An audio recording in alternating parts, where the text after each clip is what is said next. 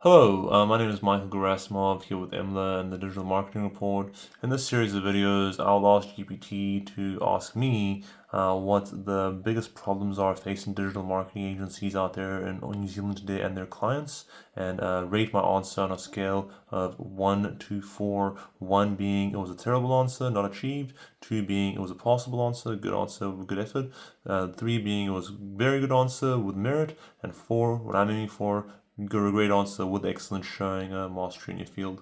So when you're ready, GPT, take it away and ask me a question that is relevant to digital marketing agencies and their clients, the biggest challenges they're facing, and then rate my answer to that question on the scale that I just provided. Whenever you're ready. Absolutely, Mike. Let's jump right into it. So here we go. A big challenge that a lot of digital marketing agencies are grappling with today is proving tangible ROI to their clients, especially when there's so much noise and competition out there. So my question for you is, how do you think agencies can best demonstrate clear return on investment to their clients in 2024 and beyond? Go ahead and give me your answer, and then I'll rate it on that 1 to 4 scale we talked about. The most important thing when we're talking about ROI with clients is setting expectations early and being very clear on what their expectations are of us as an agency, and what also, conversely, what our expectations are of them as the business. It's very important that we're clarifying what the campaign is designed to do and where our job ends and where their job begins. So, for example, if we're running a campaign that's specifically designed to generate leads, and we're going to basically be calculating and agreeing what each lead is valued at based on what a job is valued at on average, what the average order value is for the client, and we are going to be comparing that to what the cost per lead is. So if the cost per lead, for example, is $6 or $10 for an example, and which is quite high, and the average job that they're getting out of that particular lead, our average order value is around $100 or $200. That is a reasonable return, assuming that you're closing at a percentage of at a reasonable clip. Ideally, you want basically your average order value to be about 100 times higher than what your cost per lead is. And the other thing to consider too is that you want to basically set expectations from your client in terms of when you're generating the leads. Does your client actually have the capacity and the systems in place to handle the leads? And you want to make sure that you're framing this question in a way where they're not saying to you, "Oh yeah, of course, I'm master this stuff." Just say to them, "It's very important that you approach this with honesty and be as humble and have a student mentality as possible." That's what we promote here at the agency we work at. Do you believe that you're able to close at a high clip, whether they're quality leads, whether they're very, very interested, hot, super hot to buy from you, or whether they're just kind of shopping around and seeing what their options are?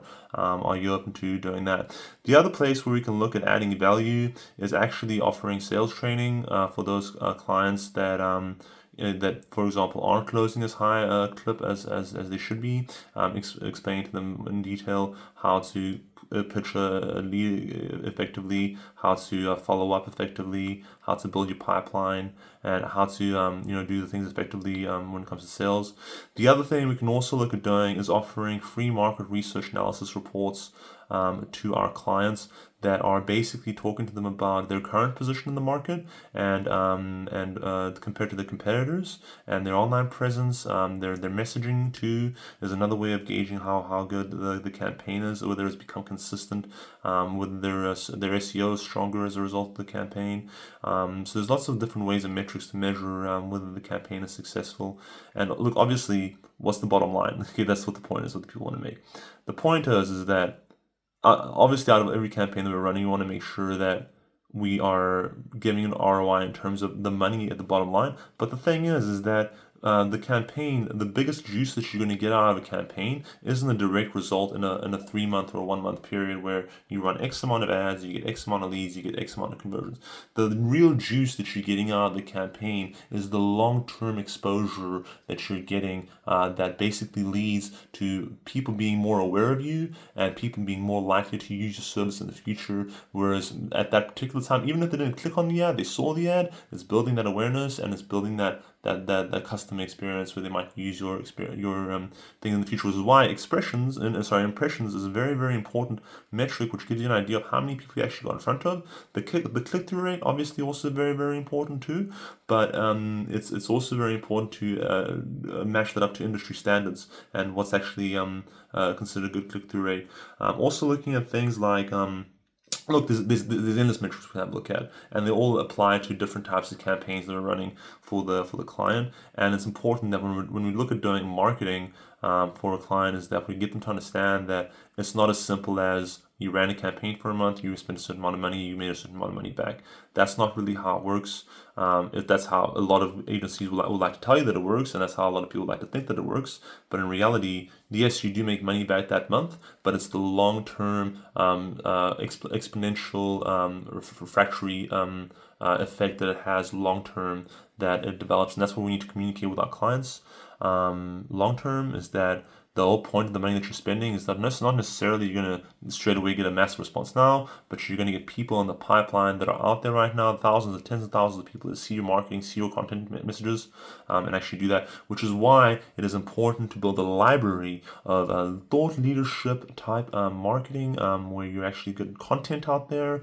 It doesn't matter how much engagement you're getting, it's just the content's there. So when the people want more information, because the main reason people don't buy straight away or contact you straight away or fill out that form or connect is because they don't have enough information or the timing is not right. It has nothing to do with your product, it's nothing to do with your marketing. It's all about timing and lack of information. If you have a library full of information, that's going to basically give them people the information they need to figure out whether they want to work with you or not. That's going to give you a big key edge. So those are just some of the things that I'd consider when we're talking about that particular aspect. How did I do? What do you think? GPT.